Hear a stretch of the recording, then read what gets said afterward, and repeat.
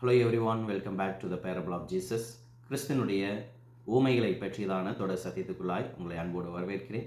நாம் இன்றைக்கும் கூட மூன்றாம் பாடத்திற்குள்ளாக தொடர்ந்து ஊமைகளை குறித்ததான ஆலோசனைகளை நாம் கேட்க இருக்கிறோம். பிரியமானவர்களே, நாம் தியானித்த வண்ணமாக நம்முடைய நினைவில் ஒரு காரியத்தை நாம் உறுதியாக வைத்துக்கொள்வோம். ஆண்டவர் இயேசு கிறிஸ்தனுடைய ஊழிய வாழ்க்கையில் 30-33% அவருடைய போதனைகள் ஊமைகளால் நிறைந்திருந்தது என்பதை நாம் பார்த்தோம். ஆகவே ஆண்டவர் சொன்ன அந்த ஊமைகளை நாம் படிக்கும் பொழுதும் தியானிக்கும் பொழுதும் நாம் குறிப்புகளை எடுத்து வைத்து அல்லது அநேக நன்மையான காரியங்கள், நாம் கற்றுக்கொள்ளக்கூடிய காரியங்களை நாம் பதிவு செய்து வைக்கும் பொழுது அது நம்முடைய ஆவிக்குரிய வாழ்க்கைக்கு மிகவும் பிரயோஜனமுள்ளதாய் அது இருக்கக்கூடியதாக இருக்கிறது. பிரியமானவர்களே, கடைசி பாடத்தில் நம்ம படித்த அந்த காரியங்கள் ஊமைகளை விளக்குவதற்கான 5 விதிமுறைகளை நாம் இந்த நேரத்தில் நாம் இந்த பாடத்தை துவக்குவதற்கு முன்பதாக நாம் கவனிக்க வேண்டியது அவசியமாக இருக்கிறது. ஏனென்றால் இன்றைக்கு ஒவ்வொரு ஊமைகளுக்கு ஒவ்வொரு விளக்கங்களை கொடுப்பதை நாம் பார்க்க இருக்கிறோம். அப்போ ஊமைகளை பற்றி நாம் படிக்கும் பொழுது அந்த ஊமைகள் எப்படிப்பட்டவைகள், அதனுடைய நோக்கங்கள் என்ன, அதனுடைய போதனைகள் என்ன அப்படிங்கிறத நாம் தெரிந்து கொள்வதற்காக இந்த 5 விதிகளை நாம் கற்று அந்த விதிகளின் பிரகாரமாக ஒரு ஊமைகளை நாம் படிக்கும் பொழுது உண்மையாகவே நாம் அந்த ஊமைகளுடைய சரியான நோக்கத்தை நாம் கற்றுக்கொள்ள இருக்கிறோம். அதில் முதல் விதியாக we have to get the context, அந்த சூழலை நாம் புரிந்து கொள்ள வேண்டியது அவசியமாக இருக்கிறது. ஆண்டவர் இயேசு கிறிஸ்துவானவர் ஊமைகளை போதிக்கும் பொழுது எப்படிப்பட்ட சூழ்நிலைகளை அல்லது அங்கிருந்த சூழலை வைத்து ஆண்டவர் அந்த போதனைகளை அங்கு பேசியிருக்கிறார், ஊமைகளை பேசியிருக்கிறார் என்பதை நாம் புரிந்து கொள்ள வேண்டும். இரண்டாவதாக வரலாற்று பின்னணி, we have to get the historical setting. இயேசு கிறிஸ்துவானவர் அந்த ஊமையை சொன்ன காலகட்டங்களில் அன்றைக்கு இருந்த அந்த ஹிஸ்டோரிக்கல் பேக்ரவுண்ட், அந்த வரலாற்று பின்னணி என்ன என்பதை நாம் புரிந்து கொள்ள வேண்டும். உதாரணத்திற்காக லூக்கா எழுதின சுவிசேஷ புஸ்தகம் 12ஆம் அதிகாரத்தில் நாம் படிக்கும் பொழுது ஒரு மனிதன் இயேசு கிறிஸ்துவனிடத்தில் வந்து அங்கு தனக்கும் தன்னுடைய சகோதரனுக்கும் இடம் பங்கிடக்கூடிய இருக்கிற பிரச்சனையில் ஆண்டவர் இடத்துல வந்து உதவி கேட்கக்கூடிய சூழலை தான் நம்ம லூக்கா 12ஆம் அதிகாரத்தில் நம்ம பார்க்குறோம். அப்போ we have the context. ஒரு மனிதன் வரான், வந்து தனக்கான பிரச்சனையை இயேசு கிறிஸ்துகிட்ட சொல்லி அதற்கு தீர்வு கேட்கும் பொழுது தான் இயேசு கிறிஸ்து அந்த சூழலை தான் ஒரு ஊமையை ஜனங்களுக்கு சொன்னார். என்ன ஊமை என்று சொல்லி பார்க்கும் பொழுது the parable of the rich fool, ஐஸ்வர்யம் உள்ள அறிவீனனை பற்றிதான ஒரு ஊமையை சொன்னார். லூக்கா 12ஆம் அதிகாரம் 15வது வசனத்தில் ஆண்டவர் இதை குறித்து சொல்லும் பொழுது பொருளாசை குறித்து எச்சரிக்கையாக இருங்கள், ஏனெனில் ஒருவனுக்கு எவ்வளவு திரளான ஆஸ்தி இருந்தாலும் அது அவன் ஜீவன் அல்ல அப்படின்னு சொன்னார். அப்போ இங்கு நமக்கு 2 விஷயங்கள் இருக்குது. we have the context, we have the historical background. எப்படிப்பட்ட சூழ்நிலையில் எப்படிப்பட்ட காலகட்டங்களில் ஆண்டவர் இயேசு கிறிஸ்துவானவர் இந்த ஊமையை சொன்னார் என்பதை நாம் புரிந்து கொள்ள வேண்டும். மூன்றாவதாக we no truth can be diverted. அதாவது ஒரு உண்மையினுடைய பொருள், ஒரு ஊமையிலிருந்து புதிய உண்மைகளை கண்டுபிடிக்க நாம் முடியாது. அவை ஏற்கனவே உள்ள உண்மைகளை விளக்கக்கூடியதாக இருக்கிறது. அப்போது ஒரு ஊமையை நாம் பார்க்கும் பொழுது அந்த ஊமையிலிருந்து சொல்லப்பட்ட உண்மையை தாண்டி வேறொரு புதிய உண்மையை நாம் கண்டுபிடிக்க முடியாது. நம்ம கடந்த பாடத்தில் கூட பார்த்தோம், ஒரு ஊமைகள் ஒரு பொருளை வெளிப்படுத்தக்கூடியதாக இருக்கிறது, ஒவ்வொரு பொருட்களை அல்ல. நான்காவதாக ஒவ்வொரு விவரத்திற்கும் பொருள் தேடாதீர்கள். Realize that not every point in a parable means something. உண்மையில் உள்ள எல்லா சிறு சிறு விஷயங்களுக்கும் தனித்தனி அர்த்தம் இருக்க வேண்டிய அவசியம் இல்லை. ஐந்தாவதாக parable teach basically one main point. ஒவ்வொரு ஊமைகளும் ஒரு முக்கிய பாடத்தை, ஒரு முக்கிய கருத்தை நமக்கு வலியுறுத்தக்கூடியதாக இருக்கிறது. ஆகவே இந்த 5 விதிகளின் படி நாம் ஒவ்வொரு ஊமைகளை நாம் படிக்கவும் கற்றுக்கொள்ள வேண்டியதும் அவசியமாக இருக்கிறது. சரி பிரியமானவர்களே, இப்பொழுது நம்முடைய ஊமைகளில் நம்ம படிக்க இருக்கக்கூடிய ஊமை 10 கன்னிகளை பற்றியதான ஊமையை நாம் இன்றைக்கு ஆராய இருக்கிறோம். த 10 virgins. இந்த ஒரு ஊமையானது மத்தேயு சுவிசேஷ புஸ்தகம் 25வது அதிகாரம் 1-13வது வசனம் வரை ஆண்டவர் இயேசு கிறிஸ்துவானவர் 10 கன்னிகளை பற்றியதான ஒரு மிகப்பெரிய ஒரு காரியத்தை நமக்கு போதிக்கக்கூடியவராய் இருக்கிறார். we have the theme and lesson. இந்த ஒரு ஊமையிலிருந்து நாம் கற்றுக்கொள்ளக்கூடிய ஒரு மைய பொருள் இந்த ஊமையில் என்ன அப்படின்னு சொல்லி பார்க்கும் பொழுது நியாய தீர்ப்பு நாளுக்காக நாம் ஆயத்தமாய் இருக்க வேண்டும் என்பதுதான் இந்த ஒரு ஊமையினுடைய மைய பொருளாக இருக்கிறது. we must prepare to meet the Lord on the day of judgment. இந்த ஊமையில நாம கற்றுக்கொள்ளக்கூடிய ஒரு முக்கிய பாடம் என்னென்று சொல்லி பார்க்கும் பொழுது, கர்த்தர் எப்பொழுது வருவார் என்பது யாருக்குமே தெரியாது. எனவே நாம் எப்பொழுதும் ஆயத்தமாயிருக்கு. So it's mostly related to the preparation for the coming of the Lord Savior Jesus Christ. Being prepared to meet him on his second coming. இயேசு கிறிஸ்துவினுடைய இரண்டாம் வருகையில் நாம் அவரை சந்திப்பதற்கு ஆயத்தமாய் இருப்பதை பற்றியதான ஒரு காரியத்தை தான் நாம் இங்கு படிக்கக்கூடியலாம் இருக்கிறோம். சரி, இப்போ நம்ம கொஞ்ச நேரத்துக்கு முன்னாடி சொன்னோம் இல்லைங்களா, ஒரு ஊமையை படிப்பதற்கு முன்பதாக அந்த ஊமையினுடைய ஹிஸ்டாரிக்கல் பேக்ரவுண்ட் அல்லது அதனுடைய கான்டெக்ஸ்ட்டை நம்ம தெரிந்திருக்க வேண்டும். இன்றைக்கு அநேகர் இந்த மத்திய 25 படிக்கும் பொழுது மத்திய 24ஆம் அதிகாரத்தையும் 25ஆம் அதிகாரத்தையும் அவர்கள் ஒன்றோடு ஒன்று இணைத்து அங்கு கன்ஃபியூஸ் ஆகுறாங்க. சில நேரங்களில் தவறாக புரிந்து கொண்டு தவறான போதனைகளை அங்கு போதிக்கக்கூடியலாம் இருக்கிறார்கள். ஆனால் மத்தேயு 24ஆம் அதிகாரம் எதை பேசுகிறது, மத்தேயு 25ஆம் அதிகாரம் எதை குறிக்கிறது என்பதை அதனுடைய கான்டெக்ஸ்ட், அதனுடைய சூழலை வைத்து நாம் புரிந்து அந்த வேத வசனங்களை நாம் படிக்க வேண்டும். உதாரணத்திற்கு மத்தேயு 24ஆம் அதிகாரமானது எதை பற்றி சொல்லுகிறது என்பதை 36வது வசனத்தில் நீங்கள் பார்த்தீங்க அப்படின்னா, இயேசுவின் இரண்டாம் வருகை அப்படிங்கிறது உறுதியாக இருக்குது. மத்தேயு 24ஆம் அதிகாரம் 36லேருந்து நீங்கள் பார்த்தீங்கன்னா, இயேசு கிறிஸ்துவின் the second coming of Jesus is true. அவர் உண்மையில் அவர் வரப்போகிறார். ஆகவே அவர் வருகிறார். பட் த அவர் and the time that no one knows, it is being kept secret. அவருடைய வருகையினுடைய நேரமும் நாளும் ஒருவனும் அறியார், அது ரகசியமாக வைக்கப்பட்டிருக்கிறது. அப்போ அதை சொல்லிட்டு 25ஆம் அதிகாரத்தில் நம்ம பார்க்குறோம், இயேசு கிறிஸ்து மணவாளனுடைய வருகை இயேசு கிறிஸ்துனுடைய வருகைக்கு ஒப்பாக இருக்கிறது. எந்த நேரத்தில் மணவாளன் வந்தான் அப்படிங்கிறது அந்த 5 கனிகள் அழியாமல் இருந்தார்கள்.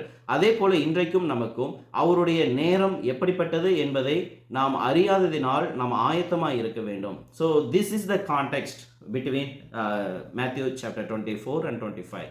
அப்போது இந்த காரியங்களை நம்ம புரிந்து கொள்ள வேண்டும். 2 கொரிந்தியர் 13:5 சொல்லப்பட்டது போல நாம் விசுவாசத்தில் இருக்கிறோமா என்று நம்மை நாமே சோதித்து பார்க்க வேண்டும்.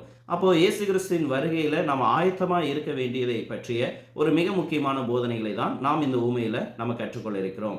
சரி, முதலாவதாக இந்த ஊமையில் நம்ம கற்றுக்கொள்ளக்கூடிய முதல் பாடம் அந்த 10 கனியினுடைய நிலையை குறித்து 25ஆம் அதிகாரம் 1-2 வசனங்களை நாம் வாசித்து நாம் தெரிந்து கொள்வோம். அப்பொழுது பரலோக ராஜ்யம் தங்கள் தீவெட்டிகளை பிடித்து கொண்டு மணவாளனுக்கு எதிர்கொண்டு போக புறப்பட்டு 10 கன்னிகளுக்கு ஒப்பாய் இருக்கும். அவர்களில் 5 பேர் புத்தியுள்ளவர்களும் 5 பேர் புத்தியில்லாதவர்களுமாய் இருந்தார்கள். இந்த வசனத்தினுடைய துவக்கத்தில் பார்த்தீங்கன்னா, அப்பொழுது தென் அப்படிங்கிறத நம்ம பார்க்குறோம். சரி, எப்பொழுது என்று சொல்லி பார்க்கும் பொழுது இந்த அப்பொழுது என்பது ஆண்டவர் இயேசு கிறிஸ்துனுடைய இரண்டாம் வருகையை அது குறிக்கக்கூடியதாக இருக்கிறது. அப்போ 25ஆம் அதிகாரம் 1வது வசனத்தில் நம்ம பார்த்தோம் அப்படின்னா, அப்பொழுது பரலோக ராஜ்யம் தங்கள் தீவெட்டிகளை பிடித்து கொண்டு மணவாளனுக்கு எதிர்கொண்டு போக புறப்பட்ட 10 கன்னிகளுக்கு ஒப்பாய் இருக்கிறது. பிரியமானவர்களே, இந்த வசனமானது நமக்கு சில காரியங்களை இங்கு வெளிப்படுத்தக்கூடியதாக இருக்கிறது. இந்த 1வது வசனத்தில் நம்ம பார்க்கும் பொழுது இங்கு அனைவருமே சமமானவர்களாக இருந்தார்கள். அந்த 10 கன்னிகைகளுமே வேதத்தில் சொல்லும் பொழுது இயேசு கிறிஸ்துவானவர் அந்த 10 பேரையுமே கன்னிகைகள் என்று அழைக்கிறார். அதனுடைய பொருள் என்ன என்று சொல்லி பார்க்கும் பொழுது they are saints, அவர்கள் பரிசுத்தமாக்கப்பட்டவர்களாய் இருந்தார்கள். 10 பேருமே மணவாளனை சந்திக்க ஆயத்தமாய் இருந்தவர்களாய் அங்கு இருந்தார்கள். அந்த 10 பேரிடமே அங்கு விளக்குகள் இருந்ததை நாம் பார்க்கிறோம். ஆனால் அந்த 10 பேர்ல 5 பேர் புத்தியுள்ளவர்கள், 5 பேர் புத்தி இல்லாதவர்கள். இங்கு புத்தியுள்ளவர்கள் என்று சொல்லி பார்க்கும் பொழுது it is not talking about the wisdom of the world. இந்த உலக அறிவில் அவர்கள் புத்தியுள்ளவர்கள் என்பதை இங்கு சுட்டிக்காட்டவில்லை. மாறாக ஆவிக்குரிய வாழ்க்கையில வேதாமத்தின் அடிப்படையில் அவர்கள் எப்படி புத்தியுள்ளவர்கள், அவர்கள் எப்படி புத்தி இல்லை அப்படிங்கிற ஒரு வித்தியாசத்தை தேவன் இங்கு வைக்கிறார். அப்போ யாரெல்லாம் புத்தியுள்ளவர்கள், who are the wise, அந்த புத்தியுள்ளவர்கள் யார் அப்படின்னு சொல்லி பார்க்கும் பொழுது தேவன் சொன்னதை கேட்டு அதன்படி தொடர்ந்து நடந்து ஆண்டவர் இயேசு கிறிஸ்துவினுடைய வருகையில் ஆயத்தமாய் இருந்தவர்களை தான் இங்கு புத்தியுள்ள கனிகள் என்று அழைக்கப்படுகிறது. தென் புத்தி இல்லாதவர்கள் யார் அப்படின்னு சொல்லி த ஃபூலிஷ் யார் அப்படின்னு சொல்லி பார்க்கும் பொழுது ஒரு காலத்தில் ஆயத்தமாக இருந்தவர், கர்த்தரை ஏற்றுக்கொண்டவர்கள், கர்த்தரை விசுவாசித்தவர்கள், இவர்கள் காலப்போக்கில் தங்களுடைய கவனக்குறைவினால் கிறிஸ்துவனுடைய வருகையின் பொழுது ஆயத்தம் இல்லாதவர்கள் தான் இங்கு புத்தியுள்ளவர்கள் என்று அழைக்கப்படுகிறது. இன்னும் சொல்லணும் அப்படின்னா, கடவுள் எதை செய்தாரோ அல்லது சொல்கிறாரோ அதை செய்தவர்கள் புத்திசாலி. 5 பேர் புத்தி இல்லாதவர்களாகவே நிலைத்திருந்தார்கள். 5 பேர் புத்தி புத்தி 5 பேர் புத்தி உள்ளவர்களாய் நிலைத்திருந்தார்கள். 5 பேர் புத்தி இல்லாதவர்களாய் பிறகு அங்கே காலங்கள் கடக்கும் பொழுது அவர்கள் மாறி போனார்கள். ஆகவே இயேசு கிறிஸ்துவானவர் இந்த வேதத்தில் இந்த 5 கன்னிகளை 2 வகையாக 2 பிரிவுகளாக பிரிக்கிறார். புத்தி உள்ளவர்கள், புத்தி இல்லாதவர்கள். உண்மையாகவே இந்த புத்தி இல்லாதவன் ஃபூலிஸ் அப்படிங்கிற ஒரு வார்த்தையை ஆண்டவர் இயேசு கிறிஸ்துவானவர் பயன்படுத்தும் பொழுது இது சபைக்கு வெளியில் இருக்கிற அவிசுவாசிகளை குறித்து இந்த வார்த்தையை அவர் பயன்படுத்தவில்லை. மாறாக சபைக்குள் இருக்கக்கூடிய ஒரு விசுவாசிகளை பார்த்து, அந்த கன்னிகைகள் அப்படிங்கிறவங்க அவரை ஏற்றுக்கொண்டவர்கள். அப்போ சபைக்குள் இருக்கிற ஒரு நபரை பார்த்து தான் ஆண்டவர் இயேசு கிறிஸ்துவானவர் இந்த புத்தி இல்லாதவர்கள் அப்படிங்கிற ஒரு வார்த்தையை நம்ம பயன்படுத்துகிறோம். பிரியமானவர்களே, இந்த உலகம் ஒருவரை புத்தி இல்லாதவன் அப்படின்னு அழைக்கும் பொழுது நாம் அதை குறித்து கவலைப்பட வேண்டியதில்லை. ஏன்னா சில நேரங்களில் சில பேர் கோபம் வரும் பொழுது ஏன்னா அறிவில்லையா, முட்டாள் அப்படின்னு திட்டுவாங்க. ஆனால் அதை குறித்து கூட நாம் கவலைப்பட தேவையில்லை. ஆனால் தேவன் நம்மை பார்த்து முட்டாள் அப்படின்னு சொன்னாரு, அறிவில்லாதவன் அப்படின்னு சொன்னாருன்னா நாம் மிகவும் எச்சரிக்கையாக இருக்க வேண்டியது அவசியமாக இருக்கிறது. ஏனென்றால் வேதாமத்தில் ஆண்டவர் யாரையெல்லாம் அறிவில்லாதவன், யாரையெல்லாம் முட்டாள் அப்படின்னு அழைத்திருக்கிறார் அப்படின்னு சொல்லி பார்க்கும் பொழுது சங்கீதம் 14:1 தேவன் இல்லை என்று தன் இருதயத்தில் சொல்லிக் கொள்கிறவன் அறிவன். The fool has said in his heart that there is no God. அப்போ இவன் எதில் அறிவில்லாதவனா இருக்கிறான்? விசுவாசம் இல்லாததினால், கர்த்தரை விசுவாசியாதபடியினால் அவன் அறிவில்லாதவனா இருக்கிறான். மத்தேயு 7:26 இயேசு சொல்றாரு, நான் சொல்லி இந்த வார்த்தைகளை கேட்டு இவைகளின்படி செய்யாதிருக்கிறவன் எவனோ அவன் தன் வீட்டை மணலின் மேல் கட்டின புத்தி இல்லாத மனுஷனுக்கு ஒப்பாய் இருக்கிறான். தேவனுடைய வார்த்தைகளை கேட்டு அதன்படி செய்யாமல் இருக்கிறவனை கர்த்தர் புத்தி இல்லாதவன் அப்படிங்கிறார். இவர் எப்படிப்பட்ட புத்தி இல்லாதவன்? கீழ்ப்படியாத புத்தி இல்லாதவனாய் இருக்கிறார். மூன்றாவதாக லூக்கா சுவிசேஷ புஸ்தகம் 12:20 தேவனோ அவனை நோக்கி, மதிகேடனே, உன் ஆத்மா உன்னிடத்தில் இந்த ராத்திரியில எடுத்துக்கொள்ளப்படும், அப்பொழுது நீ சேகரித்தவைகள் யாருடையதாகும். அப்போ இங்கே ஒரு மனிதன் தனது ஆத்மாவை விலையேற பெற்றதாக எண்ணாமல் இந்த உலக ஆஸ்திகளை விலையேற பெற்றதாக எண்ணின அந்த ஐஸ்வர்யவானை, உலக பற்றுள்ள அந்த மனிதனை உலக பற்றுள்ள அறிவினன் அப்படின்னு இயேசு கிறிஸ்து சொல்றாரு. He is a fool. அப்போ தேவன் இவர்கள் எல்லாம் ஒன்று விசுவாசம் இல்லாதவனை அறிவில்லாதவன் முட்டாள்னு சொல்றாரு, கீழ்ப்படியாதவனை முட்டாள் அறிவில்லாதவன் அப்படின்னு சொல்றாரு, உலக பற்றுள்ளவனை முட்டாள் அறிவில்லாதவன் சொல்றாரு. கொஞ்சம் வித்தியாசமா இருக்குதுங்களா? உலக கவலைகள், உலக பற்று இருக்கிறவங்களை இந்த உலகம் அறிவாளின்னு சொல்லும். ஆனால் தேவன் சொல்றாரு, உங்களுக்கு உலக பற்று இருக்குதா? You are a foolish. பிரியமானவர்களே, நாம மிகவும் எச்சரிக்கையாக நாம் இருக்க வேண்டியது அவசியமாக இருக்கிறது.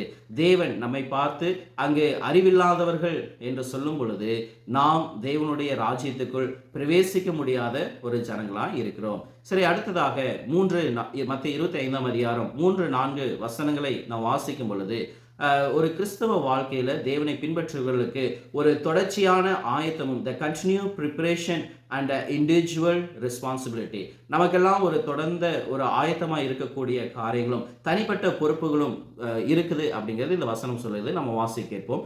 புத்தி இல்லாதவர்கள் தங்கள் தீவெட்டிகளை எடுத்துக்கொண்டு போனார்கள், எண்ணெயோ கூட கொண்டு போகவில்லை.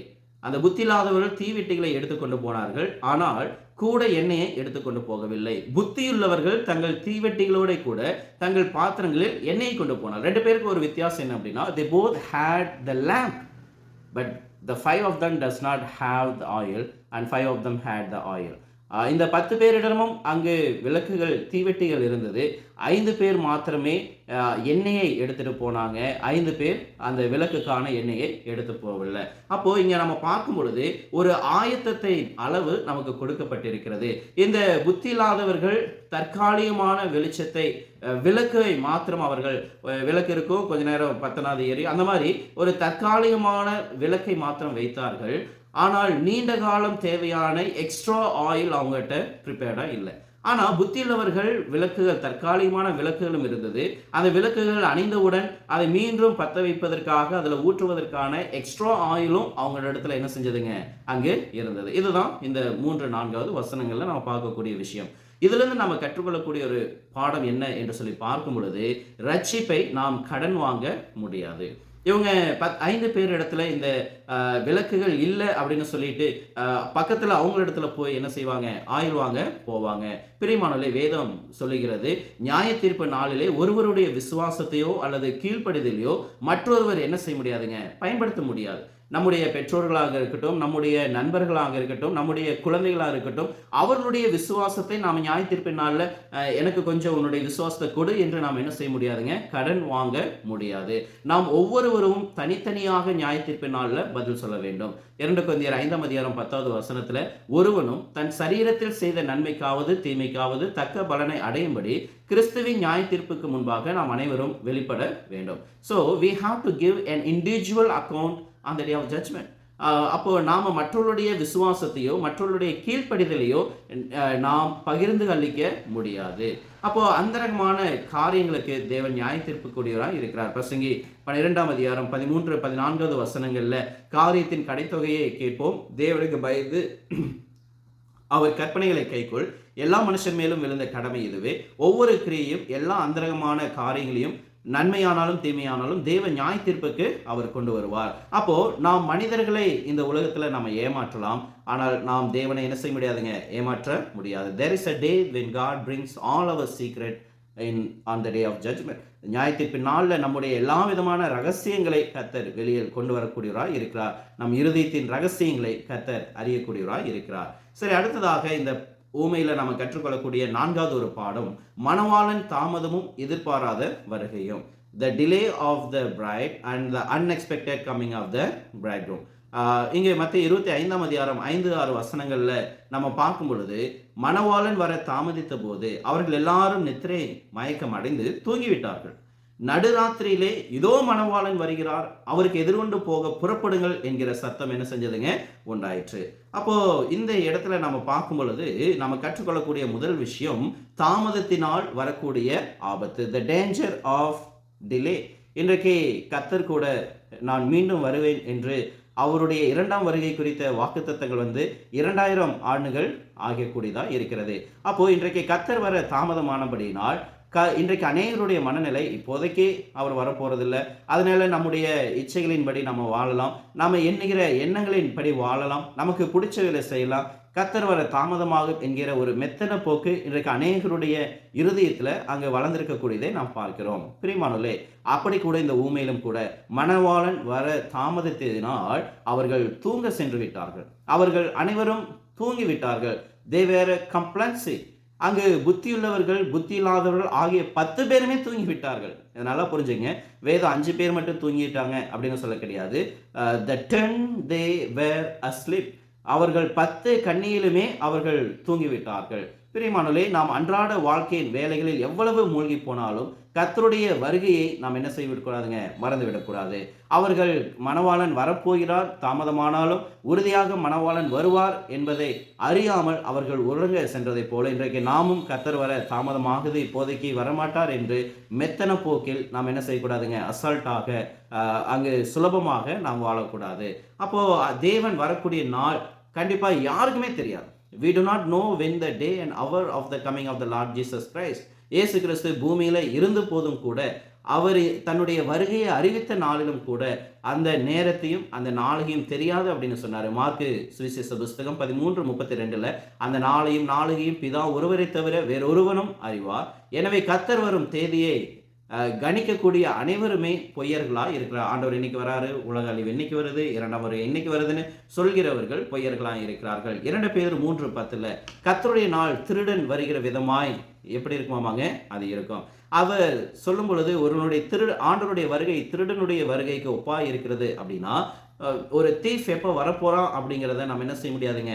அறிய முடியாது. எப்போ வரப்போறாரு, என்னைக்கு திருட போறாங்க என்பதை நாம் அறிய போவதில்லை. But we have to be prepared, we have to be watchful. நம்ம விழித்திருந்து நம்ம ஆயத்தமாய் இருக்க வேண்டியது அவசியமாய் இருக்கிறது. அப்போ இந்த நள்ளிரவுல சத்தம் வருது. என்ன சத்தம் வருதுங்க? மணவாளன் வந்துட்டாருங்கிற ஒரு சத்தம் வருது. ஒருவேளை இயேசு கிறிஸ்து நமக்கு வரும் பொழுதும் ஒரு சத்தம் வரும். அது நியாயத்தீர்ப்பினுடைய ஒரு அழைப்பாக நமக்கு இருக்கும். இந்த நள்ளிரவில் யாரும் எதிர்பாராத நேரத்தில் மணவாளன் வருகிறார் என்ற சத்தம் கேட்கிறது. அந்த நேரத்திலே இந்த காலம் முடிந்து விட்டது. The time has run out.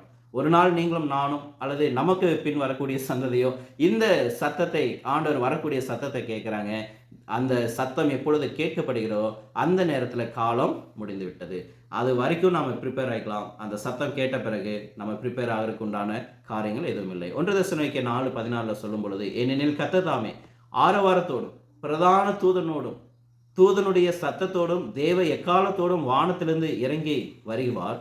அப்பொழுது கிறிஸ்துவுக்குள் மரித்தவர்கள் முதலாவது எழுந்திருப்பார்கள். அப்போ ஒரு விசுவாசியானவன் எப்பொழுதும் விழித்திருக்க வேண்டும். இன்று ஆண்டவர் வருவார் என்று நாம நினைக்காமல், ஆண்டவர் எப்பொழுது வந்தாலும் நாம் ஆயத்தமாய் இருக்க வேண்டும், எப்பொழுதும் நம்ம பரலோக ராஜ்யத்துக்கு போக தகுதியுடையவர்களாய் இருக்க வேண்டும் என்கிற ஒரு ஆயத்தத்தோடு நாம் இருக்க வேண்டும். தேவன் வரும்பொழுது நாம் விழித்திருக்கிறோமா அல்லது தூங்கிறோமா என்பது முக்கியமல்ல, நாம் ஆயத்தமாய் இருக்கிறோமா என்பதுதான் அங்கு முக்கியமாக இருக்கிறது. இங்கே பார்த்தீங்க அப்படின்னா அந்த 10 பேரும் அங்கு தூங்கினார்கள். ஆனால் 5 பேர் தூங்கினாலும் ஆயத்தமாய் இருந்தார்கள்.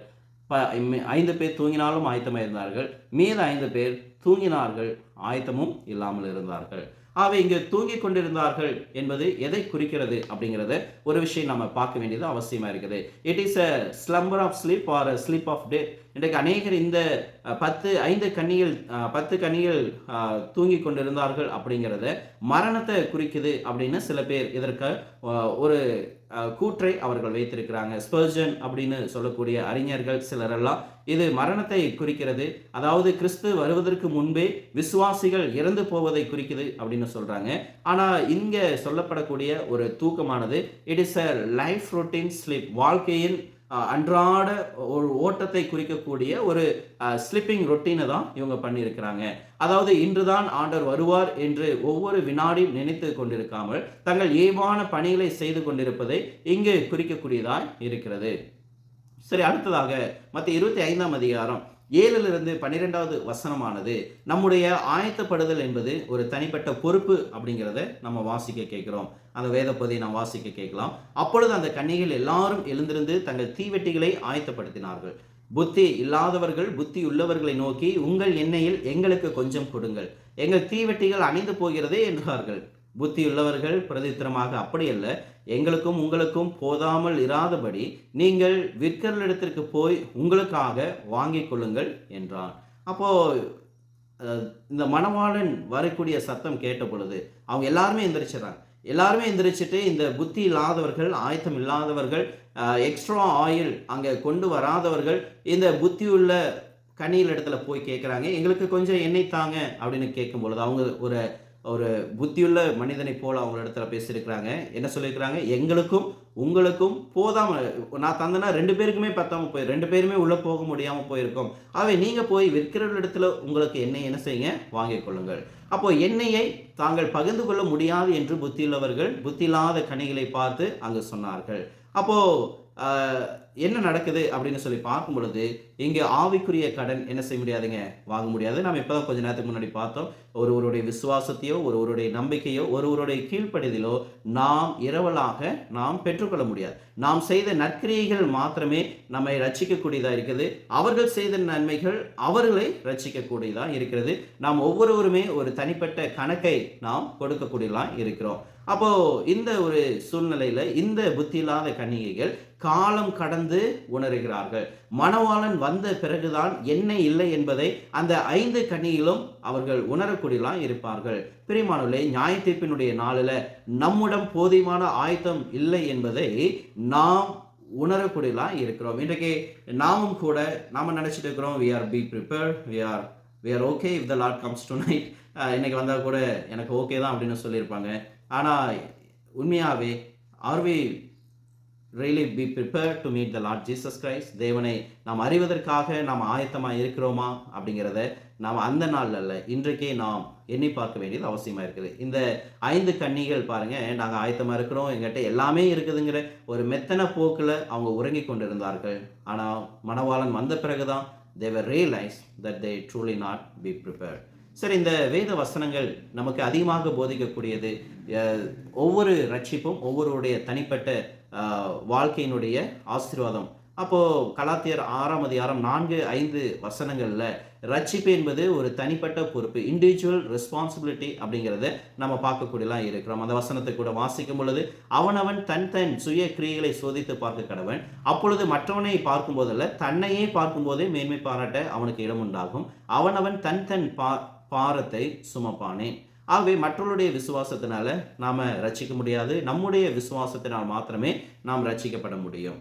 சரி, ஐந்தாவதாக நாம் இந்த ஊமையில கற்றுக்கொள்ளக்கூடிய ஒரு பாடம் அடைக்கப்பட்ட கதவு மற்றும் செய்ய தவறிய ஒரு பாவம். மத்திய 25ஆம் அதிகாரம் 10வது வசனம் சொல்லுகிறது, அப்படியே அவர்கள் வாங்க போன போது மணவாளன் வந்து விட்டார். இவங்க என்ன பத்தலைன்னு வாங்க போன அந்த நேரத்தில் மணவாளன் வந்து விட்டார். ஆயத்தமாய் இருந்தவர்கள் அவரோடு கூட கல்யாண வீட்டிற்குள் பிரவேசித்தார்கள், கதவும் அடைக்கப்பட்டது. The door is being shut. என்னங்க, கதவுகள் அடைக்கப்பட்டது. அப்போ இந்த கதவுகள் அடைக்கப்பட்டது அப்படிங்கிறது விஷயம் நமக்கு எதை வெளிப்படுத்துது அப்படின்னா, மறுவாய்ப்பு என்பது கிடையாது. There is no second chance. ஒரு முறை கதவு ஓப்பன் ஆகி கதவு திறக்கப்பட்டு அவங்க உள்ள போன பிறகு மீண்டும் அந்த கதவுகள், நாங்கள் எண்ணெய் வாங்கிட்டு வந்துட்டோம், இப்போ நாங்கள் ஆயத்தமா இருக்கிறோம், எங்களுக்காக கதவு நீக்குங்கன்னு சொன்னா அந்த கதவு என்ன செய்யப்படாதுங்க, அது மறுபடியும் நீக்கப்படாது. ஆண்டவர் வரும்போது யார் ஆயத்தமாக இருக்கிறார்களோ அவர்கள் மட்டுமே அவருடன் செல்லக்கூடியலாம் இருக்கிறார்கள். கதவு அடைக்கப்பட்ட பின்பு மீண்டும் அது திறக்கப்பட மாட்டாது. There is a no second chance, not at all. நமக்கு ஒரு இரண்டாவது ஒரு வாய்ப்பு கர்த்தர் இப்போ கூட தரலாம், ஆனால் நியாயத்திற்கு நாளில் அவர் தருகிறவர் அல்ல. ஆகவே காலம் கடந்து செய்த ஆயத்தம், இவர்கள் ஆயத்தமாக இருந்தார்கள், ஆனால் மணவாளன் வந்த பிறகு போய் என்ன செய்யாங்க, அங்கு ஆயில வாங்க எண்ணெயை அவர்கள் வாங்க சென்றார்கள். இது ஒரு காலம் கடந்த ஒரு ஆயத்தம், அது அவர்களுக்கு பிரயோஜனமாக இருக்கவில்லை. நோவாவினுடைய காலத்தில் கூட ஆதியாகமம் 6:3 என் ஆவி என்றைக்கும் மனுஷனோடு போராடுவதில்லை என்று தேவன் கூறின வார்த்தையை நாம் நினைவு கூற வேண்டும். ஆண்டவர் பாருங்க, தேவனின் பொறுமைக்கு ஒரு காலகட்டத்தில் முடிவு வந்தது. நோவா பேழையை கட்டிக்கொண்டிருக்கும் போது மக்கள் வேடிக்கை பார்த்து கொண்டிருந்தார்கள். ஆனால் பெருவெள்ளம் வந்தபோது ஆயத்தம் செய்ய நினைத்தது மிக தாமதமான ஒன்றாக அவர்களுக்கும் அமைந்தது, இன்றைக்கும் நமக்கும் அமைந்தது. நோவா பேழை ஆயத்தம் பண்ணி பிரசங்கம் பண்ணார். அப்பெல்லாம் ஜனங்கள் அவர் கேட்கல, அவரை விசுவாசிக்கல. ஆனால் பெருவெள்ளம் வந்த பிறகு they were too late to be prepared, and you and me also will be too late to prepare if the door is being shut down. ஆகவே ஆண்டவருடைய இரண்டாம் வருகை எப்பொழுது வரும் அப்படின்னு நமக்கு தெரியாது. ஆனால் நாம் என்ன செய்யணுங்க, ஆயத்தமாக நாம் எப்பொழுதும் இருக்க வேண்டும். நமக்கு நேரமும் வாய்ப்பும் திறனும் இருக்கும்போதே நாம் சரியானதை செய்ய வேண்டும். அப்படி செய்யாமல் நம்ம போவது கூட ஒரு பாவமாக இருக்கிறது. நமக்கு தெரியுது ஆண்டவர் வரப்போறாரு, அந்த நேரம் நமக்கு தெரியாது. So we have to be prepared அப்படிங்கிறது நமக்கு நன்கு தெரிகிறது. ஆனால் இதை அறிந்திருந்தும் இதை நாம் செய்யாமல் இருந்தால் இது பாவம் என்பதை நாம் பார்க்கிறோம். ஆகவே இந்த 5 புத்தியில்லாத கன்னிகளை பற்றி ஒரு முக்கியமான சில விஷயங்களை நம்ம பார்க்க வேண்டும். என்ன அப்படின்னா, இந்த 5 புத்தியில்லாத கன்னிகளும் விபச்சாரம் செய்தவர்கள் அல்ல, கொலை செய்தவர்கள் அல்ல, மோசமான ஒழுக்க கேட்டில் ஈடுபட்டவர்கள் அல்ல. இவர்கள் வேற எந்த ஒரு பாவத்தையுமே அவர்கள் செய்யவில்லை. இந்த 5 புத்தியில்லாத கன்னிகள் செய்த ஒரே ஒரு பாவம், அவர்கள் ஆயத்தமில்லாதது மட்டும் என்பதை மிக ஆழமாக நம்முடைய இருதயத்தில் நம்ம வைத்துக் கொள்வோம். அவர்கள் கர்த்தர் வருவார் என்று எதிர்பார்த்தார்கள், ஆனால் அவர் வரும்போது எண்ணெயுடன் அவர்கள் அங்கு ஆயத்தமாய் இருக்க தவறிவிட்டார்கள். இப்போ பாருங்க பிரியமானவர்களே, மிகப்பெரிய பாவம் அல்ல, just they are not prepared and they are not allowed to enter the gate. யாக்கோபு 4:14 சொல்லும் பொழுது கூட, ஆதலால் ஒருவன் நன்மை செய்ய அறிந்திருந்தும் அதை செய்யாமற் போனால் அது அவனுக்கு பாவமாக இருக்கிறது. நாம ப்ரிப்பேர்டா இருக்கணும் அப்படிங்கிறத அறிந்திருந்தும் நாம ப்ரிப்பேர்டா இல்லை அப்படின்னா it is a sin, and it is a sin of disobeying to God. அவருடைய சபையின் அங்கத்தினராகிய உங்களுக்கு நீங்கள் எதை செய்ய வேண்டும் அப்படிங்கிறது உங்களுக்கு தெரியும். நீங்கள் கர்த்தருக்கு உண்மையாகவும் அர்ப்பணிப்போடும் இருக்க வேண்டும். அவருடைய வாழ்க்கை, நம்முடைய வாழ்க்கையில் அவருக்கு முதலிடம் கொடுக்க வேண்டும் என்ற அநேக காரியங்கள் நமக்கு தெரியும். ஒருவேளை இதையெல்லாம் தெரிந்திருந்தும் இதை செய்ய நாம் தவறினால் நிச்சயமாக அது பாவமாய் இருக்கிறது. ஆகவே இந்த கதவு அடைக்கப்பட்ட பின் கெஞ்சுவதில் இல்லைங்க, பயன் இல்லை. பாவமான காரியங்களை செய்தது மட்டுமல்ல, நாம் தேவனுக்கு ஆயத்தமாக இருக்காதது கூட நம்மை பரலோக ராஜ்யத்தில் கொண்டு போகாது. ஆகவே இப்பொழுதே நாம் ஆயத்தப்பட வேண்டும் என்பதை இந்த ஊமை நமக்கு போதிக்கூடியதாக இருக்கிறது. ஆகவே இங்கு விளக்குகள் அணிந்து போதல் அப்படிங்கிறது ஒரு படிப்படியான ஒரு வீழ்ச்சியாக இருக்கிறது. இந்த ஊமையில் நாம் படிக்கும் பொழுது விளக்குகள் அணிந்து போயின அப்படிங்கிறது ஒரு சடனாக பற்ற வச்சோனே எரிஞ்சிட்டு நின்றுச்சு அப்படின்ட்டு அல்ல. It is a slow process. அப்படியே ஸ்லோவா அங்கே நின்ற ஒரு விஷயத்தை தான் நம்ம பார்க்குறோம். அப்போ அமெரிக்கன் ஸ்டாண்டர்ட் வெர்ஷன்ல மத்தேயு 5:8 எப்படி மொழிபெயர்க்கிறார்கள் அப்படின்னு சொல்லி பார்க்கும் பொழுது, புத்தியில்லாதவர்கள் புத்தியுள்ளவர்களை நோக்கி, உங்கள் எண்ணெயில் எங்களுக்கு கொஞ்சம் கொடுங்கள். எங்கள் விளக்குகள் அணைந்து போகிறதே. We are going out of oil. அதாவது கொஞ்சம் கொஞ்சமா இது நடந்து வந்துட்டு இருக்குது. இந்த ஒரு வார்த்தை மிக முக்கியமானது. ஏன் என்று சொல்லி பார்க்கும் பொழுது, இன்றைக்கு சபையில அங்கத்தினராக இருப்பவர்கள் அநேகர் தங்களுடைய விசுவாச வாழ்க்கையிலிருந்து அவர்கள் பின்வாங்க போகக்கூடும். they can be unfaithful. அவர்களுக்கு தெரிந்த பலரும் அதை ஒரே நாள்ல செய்வதில்லை. அதாவது நம்ம தேவனுக்கு அவிசுவாச வாழ்க்கையில வர்றோம் அப்படிங்கிறது ஒரே நாள்ல நடக்காது. இன்னைக்கு நான் உடனே தேவனை நம்பல, சபை விசுவாசிகள் அப்படின்னு ஒரே நாள்ல இது நடக்காது. நம்ம தேவனை விட்டு பிரிஞ்சு போறது அது படிப்படியாக கொஞ்சம் ஸ்லோ பாய்சன் மாதிரி அது கொஞ்சம் கொஞ்சமா நடக்கக்கூடியதாக இருக்கிறது. உதாரணத்துக்கு சொல்லணும் அப்படின்னா, ஒருவர் முதல்ல ஒரு ஆராதனை தவற விடுவார். பிறகு 2 வாரம் கழித்து ஆராதனைகளை அவர் தவறவிடக்கூடியவராய் இருப்பார். மீண்டும் 1 வாரம் கழித்து இன்னொரு ஆராதனைகளை அவர் தவறவிடக்கூடியவராய் இருக்கிறார். அதன் பிறகு வேத படிப்பாக இருக்கட்டும், சபையினுடைய காரியங்களாக இருக்கட்டும், அல்லது முன்பு ஜெபிப்பதைப் போல அவர் ஜெபிக்க தவறுவார். அவர் முன்பு வேதத்தை தியானித்ததைப் போல அவர் தியானிக்க தவறுவார். அப்ப இந்த ஒவ்வொரு கேட்டகரிஸ் நம்ம கொஞ்சம் கொஞ்சமா தேவனை விட்டு பிரிந்து வரமாட்டாங்களா? இதுதான் நம்ம விசுவாசத்துல அங்கே அவிசுவாசத்துல கொண்டு போய் அங்கே நிறுத்தும். ஆகவே இதுக்கெல்லாம் நாம அனுமதித்தோம் என்றால் நம்முடைய விளக்கம் விசுவாச விளக்கம் ஒரு நாள் என்ன செய்யுங்க, அது அணையக்கூடியதாக இருக்கிறது. ஆகவே லெட் அஸ் டெஸ்ட் ourselves. நம்மை நாமே நாம் சோதித்து பார்ப்போம். நீங்கள் முன்பு இருந்த அதே வைராக்கியத்தோடு அதே ஜீல் அண்ட் ஜெலஸ் உங்களுக்குள்ளாக இருக்கிறதா? ஒருவேளை உங்கள் விளக்கும் அணைந்து கொண்டிருக்கிறதா? உங்களை நீங்களே சிந்தித்து பாருங்கள். முன்பு செய்ததைப் போல இப்பொழுதும் நீங்கள் ஊழியத்தை செய்கிறீர்களா? முன்பு வேதத்தை வாசித்தது போல இப்பொழுதும் வேதத்தை வாசிக்கிறீர்களா? முன்பு ஜெபிப்பதைப் போல இப்பொழுதும் நீங்கள் அடிக்கடி ஜெபிப்பீர்களா? ஆவிக்குரிய வாழ்க்கையில் நாம் வளர இத்தகைய முயற்சியில் நம்மை நாமே அடிக்கடி சோதித்து பார்க்க வேண்டியது அவசியமாக இருக்கிறது. நாம் கிறிஸ்துவுக்குள் குழந்தைகளாக தொடங்கினோம். ஆனால் அங்கே ஒரு வளர்ச்சி, a growth நமக்குள் இருக்கிறதா அப்படிங்கிறத நம்ம பார்க்க வேண்டும். கதவு அடைக்கப்பட்டது மற்றும் அவர்கள் செய்ய தவறிய ஒரு கடமையில மத்தேயு 23ஆம் அதிகாரம் 3வது வசனம் இப்படியாக சொல்லுகிறது, மாயக்காரராகிய வேதபாரகரே பரிசேயரே உங்களுக்கு ஐயோ, நீங்கள் புதினா வெந்தயம் சீரகம் ஆகியவற்றில் தசமபாகம் செலுத்தி நியாயப்பிரமாணத்தின் விசேஷித்தலாகிய நீதியும் இரக்கத்தையும் விசுவாசத்தையும் விட்டுவிட்டீர்கள். இவைகளையும் செய்ய வேண்டும், அவைகளையும் விடாதிருக்க வேண்டும் என்று கூறினார். பிரியமானவர்களே, எதை செய்யாமலும் நாம் என்ன செய்யக்கூடாதுங்க, விட்டுவிடாமல் இருக்க வேண்டும். ஆண்டவர் சில காரியங்கள் செய்யாமல் விட்டுவிடாதீர்கள் அண்டன் என்று கூறுகிறார். உங்களுக்கு செய்ய தெரிந்த ஒவ்வொரு நன்மைகளை கண்டிப்பாக நீங்கள் என்ன செய்யுங்க. சிலவற்றை செய்து சிலவற்றை செய்யாமல் நாம் விட்டுவிடும் பொழுது நீங்கள் கர்த்தருக்கு உண்மையுள்ளவர்களாக இருக்கிறோம் என்று எப்படி நம்மால் கூற முடியும்? அப்போ இங்கு கதவுகள் அடைக்கப்பட்டது. கதவு எப்பொழுது அடைக்கப்படும் அப்படின்னு சொல்லி பார்க்கும் பொழுது நமக்கும் கதவு அடைக்கப்படும். எப்போ அப்படின்னா when we are died, நம்முடைய மரணத்தின் போது கதவு, then there is going to be no second chance. இரண்டாவதாக காலம் முடியும் போது, கர்த்தர் வரும்போது நேரம் முடியும், இந்த second coming, and there will be no second chance. நாம் ஆரோக்கியத்தை இழக்கும் போது, ஒரு விபத்தில் சிக்கி ஒருவர் சுயநிலைவு அற்ற நிலைக்கு அவர் சென்று அவனுடைய ஆயத்தம் அதுக்கப்புறம் என்ன வராது. நம்ம ஒரு ஆக்சிடென்ட் ஆயிடுச்சு, அன்கான்சியஸ் போயிட்டாரு, இன்னும் நம்ம சுவிசேஷத்தை கேட்க முடியாது, அதுக்காக நம்ம என்ன செய்ய முடியாதுங்க, நம்ம கீழ்ப்படிய முடியாது. then the door is being shut. நான்காவதாக உணர்வற்றலாக நாம் இருக்கும்போது ஆயத்தமாக நாம் இருக்க வேண்டும் என்ற எண்ணமே இல்லாமல் போகும்போது நமக்கு கதவுகள் என்ன செய்யுங்க, அடைக்கப்படுது. நீங்கள் உயிரோடு இருக்கலாம், ஆண்டோடைய வருகை இல்லாமல் இருக்கலாம், அன்கான்சியன்ஸுக்காக இல்லாமல் இருக்கலாம், ஆனால் உங்களுடைய இன்னர் பர்சன் அன்கான்சியன்ஸாக போயிடுவாங்க. எதுலைங்க, நம்ம ஆயத்தமாக இருக்கணும் அப்படிங்கிற எண்ணமே நமக்கு இல்லாமல் போயிருச்சுனாலும் கூட நமக்கு கதவுகள் என்ன செய்யப்படுங்க, அங்கே அடைக்கப்படும். சபையில் கூட சில மக்கள் அப்படிதான், எதை பற்றியும் அவர்கள் கவலைப்படுவதில்லை. ஆண்டவர் வராரா பார்த்துக்கலாம், நியாய தீர்ப்பு நாள் தானே பார்த்துக்கலாம், அப்படி ஒரு வேளை யோசிப்பீங்களா? the door is being set for you. அங்கே சத்தியம் போதிக்கப்படுகிறதா இல்லையா, ஆராதனை நடக்கிறதா இல்லையா என எதை பற்றியும் கவலைப்படாதவர்களுக்கும் கூட அவருடைய இறுதிய கடினப்பட்டது நிமித்தம் அவர்களுக்கும் அங்கே கதவுகள் அடைக்கப்படும். ஆகவே நாம் மிகவும் நம்முடைய வாழ்க்கையில் உறுதியாக இருக்க வேண்டும். நாம் ஆவிக்குரிய வாழ்க்கையில் நாம் திருப்தியாக நாம் இருக்கிறோமா?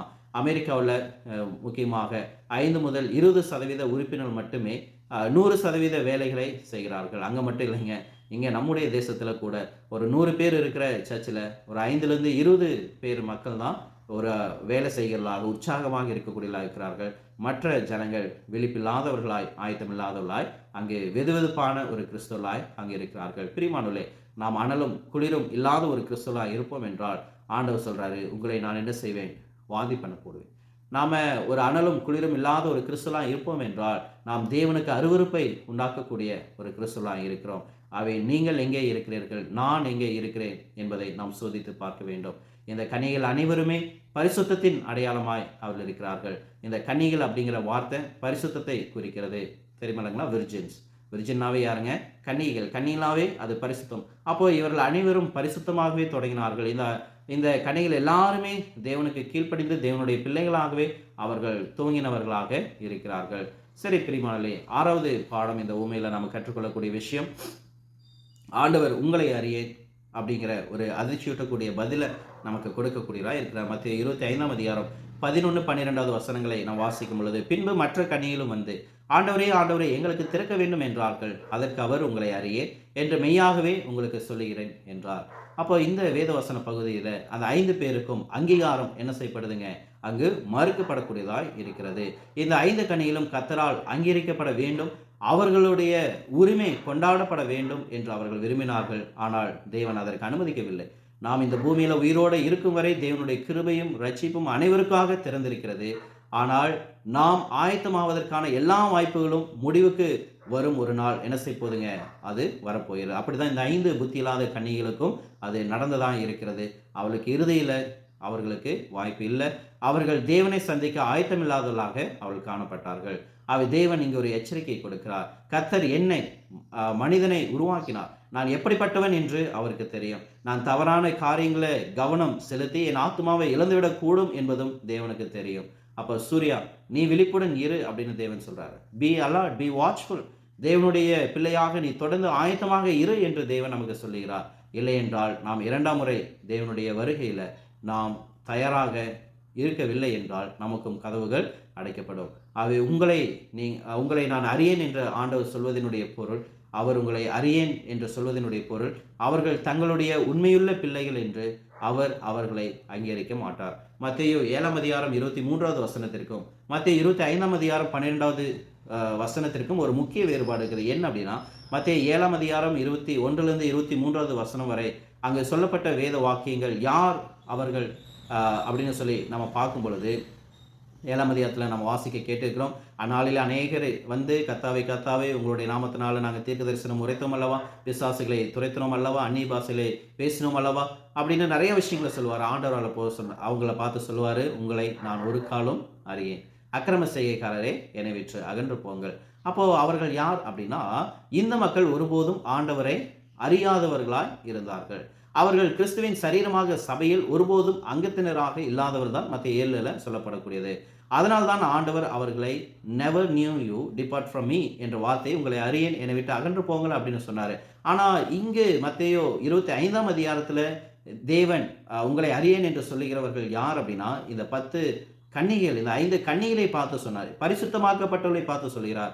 அப்போ இவர்கள் சபையில் இருப்பவர்கள், நான் உங்களை எப்பொழுதும் நான் அடையாளம் காணவில்லை அப்படின்னு ஆண்டவர் சொல்றார். அப்போ மத்தேயு 7:23ல் சபையில் இல்லாதவர்களை பார்த்து ஆண்டவர் சொல்றாரு, உங்களை நான் அறியேன். இங்கே மத்தேயு 25ஆம் அதிகாரத்தில் ஆண்டவர் சொல்றாரு, உங்களை அறியேன் அப்படின்னா சபையில் இருந்து பரிசுத்தமாக்கப்பட்டவர்களை பார்த்து சொல்றாரு, உங்களை நான் அறியேன்.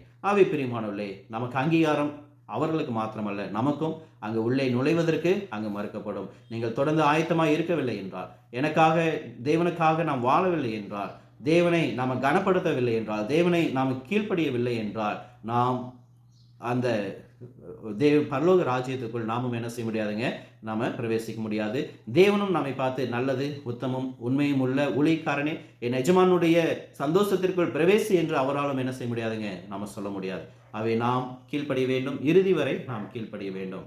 சரி, இறுதியாக விழித்திருங்கள் என்கிற ஒரு இறுதி எச்சரிக்கையை இந்த ஊமை நமக்கு கொடுக்கிறது. மத்திய 25:13 மனுஷகுமாரன் வரும் நாளையையும் நீங்கள் அறியாதிருக்கிறபடியால் விழித்திருங்கள். இந்த விழித்திருங்கள் அப்படிங்கிறதனுடைய பொருள் என்ன அப்படின்னு சொல்லி பார்க்கும் பொழுது, நீங்கள் கர்த்தருக்குள் வாழுங்கள், you live unto the Lord, ஒரு உண்மையுள்ள வாழ்க்கையை வாழுங்க. Live a life that is be faithful to God. ஆண்டவர் இன்றே வந்தால் நான் தப்பிப்பேன் என்று சொல்லத்தக்கதாக நீங்கள் எப்பொழுதும் ஆயத்தத்தோடு நாம் வாழ வேண்டும். அதை தான் அவர் சொல்றாரு, விழித்திருங்கள் என்று சொல்கிறார். அப்போ இந்த ஒரு ஊமையினுடைய ஒரு முக்கிய பொருள் என்ன என்று சொல்லி பார்க்கும் பொழுது, அந்த 24ஆம் அதிகாரத்து 36வது வசனத்துல ஆண்டவருடைய வருகை உறுதி செய்யப்பட்டது. அவர் உண்மையாகவே வரப்போகிறார்.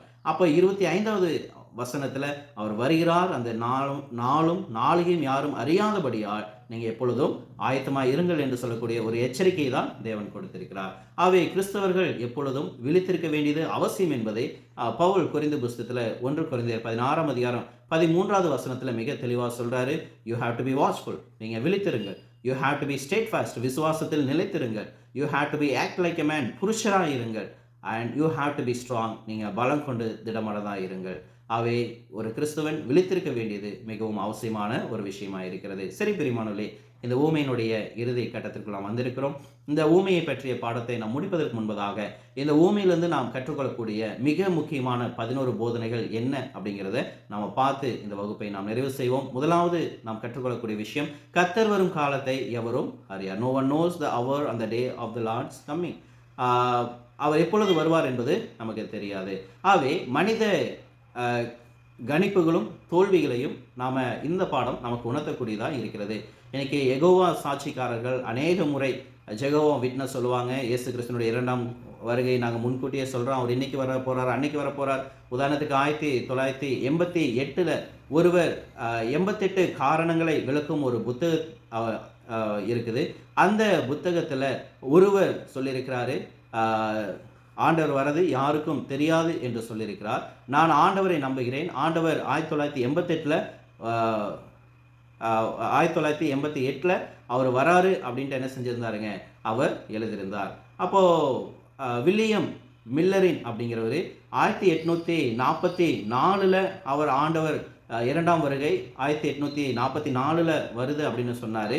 அவர் அதை சொல்லிட்டு மக்களிடம் எப்படி சொன்னார் அப்படின்னா, உங்களிடத்தில் இருக்கிற எல்லாவற்றையும் விட்டுவிட்டு நீங்கள் எல்லாரும் வெள்ளை உடையை போட்டுக்கொண்டு ஒரு மலையினுடைய உச்சியில் போய் ஆண்டவருக்காக காத்திருங்கள் அப்படின்னு சொன்னார். அவருக்கு சொன்னதை கேட்டு அநேகர் அங்கே போய் காத்திருந்தார்கள். ஆனால் ஆண்டவர் வரவில்லை. உடனே அவர் சொன்னார், இல்லை நான் ஒரு வருஷம் தப்பாக சொல்லிட்டேன். இந்த 1844 இல்லை, 1845 தான் ஆண்டவர் வரப்போறேன்னு சொன்னார் அப்படின்ட்டு மீண்டும் அந்த 45 போய் மலை உச்சிக்கு போய் பார்க்க சொன்னார். அப்பவும் மனிதர்கள் போய் பார்த்தாங்க. அங்கே ஆண்டவர் என்ன செய்யலைங்க, வரவில்லை. அப்போ இதிலிருந்து நாம் கற்றுக்கொள்வது என்ன? சூர்யா, இதிலிருந்து நீ தெரிந்து கொள்கிறது என்ன அப்படின்னா, ஆண்டவர் மிக தெளிவாக சொல்லியிருக்கிறாரு, இப்படி சொல்கிறவங்களை எல்லாம் நீ என்ன செய்யாத, நம்பாத. ஏன்னா கிறிஸ்துவனுடைய 2ஆம் வருகையினுடைய நாளையும் நாளிகையும் ஒருவனும் ஒரு காலம் அறிந்ததில்லை. அப்போ இப்போ வராரு அப்போ வராருன்னு சொல்கிறவங்களுடைய வார்த்தைகளை கேட்டு நீங்களும் நானும் நம்புவது முட்டாள்தனமாக அங்கே இருக்கிறது. ஸோ நாம் எப்பொழுதும் ஆயத்தமாய் இருக்க வேண்டும். 2வது நாம் கற்றுக்கொள்ளக்கூடிய பாடம், நாம் எப்போதும் ஆயத்தமாய் இருக்க வேண்டும். மரணம் நமக்கு எப்பொழுது வரும் அப்படின்னு நமக்கு தெரியாது. ஆண்டவர் எப்போது வரார் அப்படின்னு நமக்கு தெரியாது. நமக்கு விபத்தில் நம்ம இறந்து விடுவோமாங்கிறது நமக்கு தெரியாது. உடல்நிலை குறைவால் நம்ம சிந்திக்கும் திறனை இழந்து விடுவோமா, இப்படி பல விஷயங்கள் நம்முடைய வாழ்க்கையில் நடக்கலாம். இதெல்லாம் நடக்கிறதுக்கு முன்னாடியே நாம் ஆயத்தமாக இருக்க வேண்டும். ஆயத்தம் செய்ய ஒரு காலக்கெடு உண்டு. நம் ஆத்மாவை தப்பித்து கொள்வதற்காக ஒரு காலம் உண்டு. அந்த கதவு மூடப்படுவதற்கு முன்பதாகவே நாம் ஆயத்தப்பட வேண்டும். கதவு மூடிருச்சுன்னா நம்முடைய ஆயத்தங்கள் வீணும் விருதுமாய் போய்விடும். 4வது, கீழ்ப்படிதலை பகிர்ந்து கொள்ள முடியாது. இந்த 5 கன்னிகள், புத்தியுள்ள 5 கன்னிகளிடத்துல போய் அங்கே விளக்க கேட்டாங்க, அவங்க பெற்றுக்கொள்ள முடியல. அதே போல நாமும் இறுதி நாளில் நம்முடைய பிள்ளைகள், பெற்றோர்கள், நண்பர்கள் இவர்களுடைய விசுவாசங்களை நாம் பகிர்ந்து கொள்ள முடியாது. எபிரேயர் 5:8-9 படி இயேசு தமக்கு கீழ்ப்படுகிற யாவருக்கும் அவர் ரட்சிப்பை தருகிறார். நீங்கள் ரட்சிக்கப்படனா நீங்கள் கீழ்ப்படிய வேண்டும். 5வதாக, தனி நபர் அடிப்படை நியாய தீர்ப்பு. இந்த 10 கன்னிகளை 5 பேர் ஆயத்தமாகவும் 5 பேர் ஆயத்தம் இல்லாமையும் அவர்கள் இருந்தார்கள். அவர்கள் ஒவ்வொருவருக்கும் தனித்தனியாகவே நியாயம் தீர்க்கப்பட்டது. நம்முடைய சபையிலும் உண்மையுள்ள சபையில் அங்கத்தினராக இருப்பதால் மட்டுமே நாம் கண்டிப்பாக என்ன செய்ய முடியுங்க, நியாய தீர்ப்பில் நாம் தப்பித்துக் கொள்ள முடியும். 6வது, வாய்ப்பின் கதவு ஒரு நாள் அடைக்கப்படும்.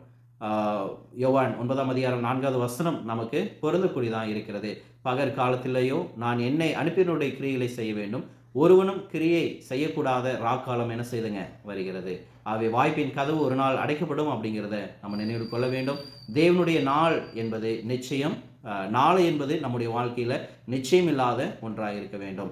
நான் நாளைக்கு கீழ்ப்படுகிறேன், அடுத்த வருஷம் கீழ்ப்படுகிறேன், 6 மாதம் கழிச்சு கீழ்ப்படுகிறேன். பிரிமானவர்களே, we are not sure about tomorrow.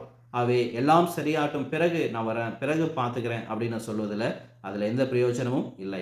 அவர்கள் தங்கள் வாழ்க்கையின் மூலமாக தங்களுக்கு தாங்களே இறுதி சடங்கு செய்து கொள்கிறார்கள். சில நேரங்களில் அநேகர் சொல்லுவாங்க, நான் மறுபடியும் பார்த்துக்கிறேன், மறுபடியும் ரட்சிப்படைகிறேன் அப்படின்னு சொன்னவங்க அவர்கள் ரட்சிக்கப்பட முடியாததுக்கு முன்னாடியே இறந்து விடுகிறார்கள். அவர்களுடைய இறுதி சடங்குல தான் அவங்கள பார்க்க வேண்டியதாக இருக்கிறது. 8வதாக கேட்கப்படாத ஜெபங்கள். அவங்க போய் கதவு மூடப்பட்ட பிறகு கதவை தட்டி ஆண்டவரை நோக்கி வேண்டுனாங்க. But the prayers were not heard. அவை நாமும் நம்முடைய ஜெபங்களோ அந்த நாள் முடிஞ்சிருச்சு அப்படின்னா அது மறுக்கப்படக்கூடியதாக இருக்கிறது. இன்றுதான் ரட்சணிய நாள். Today is the day of salvation. 2 கொரிந்தியர் 6:2 சொல்லும் பொழுது இப்பொழுதே அனுக்கிரக நாள், இப்பொழுதே ரட்சணிய நாள், நாளை வரும் அப்படிங்கிற வாக்குறுதி நமக்கு இல்லை. அவை இன்று ரட்சிக்கப்பட்டு நாளை மரித்தவர்களையும் நம்ம பார்த்துருக்கிறோம். அதே நான் மறுபடியும் கொஞ்ச நாள் கழித்து ரட்சிக்கப்படுறேன்னு சொல்லி இன்றைக்கு மரித்தவர்களையும் நம்ம பார்த்துருக்கிறோம். ஆகவே நாம் எப்பொழுதும் ஆயத்தமாக இருக்க வேண்டும். 10வது பாடம், விசுவாசத்தோடு கிரிய வேண்டும். நாம் ஆண்டவரை நம்புகிறோம் என்று சொல்வதோடு மாத்திரம் போதாது, உங்கள் ஆயத்தம் உங்களுடைய கிரியைகள் மூலமாக அங்கு செயல்படவும் அது வெளிப்படவும் வேண்டும். 11வது பாடம், ஆயத்தமில்லாமல் வாழ்வது ஒரு முட்டாள்தனம். தேவன் சொல்றாரு, ஆயத்தமில்லாத 5 கனிகளை பார்த்து சொன்னாரு, அவர்கள் புத்தி இல்லாத கனிகள் அப்படின்னு சொன்னார். ஆண்டவர் உங்களையும் அப்படி அழைத்தால் நீங்கள் நிச்சயம் ஒரு முட்டாள்கள் தான், நீங்களும் நானும். நீங்கள் ஆயத்தமில்லாமல் இருந்தால் நீங்கள் அந்த பட்டியல் இருப்பீர்கள், நானும்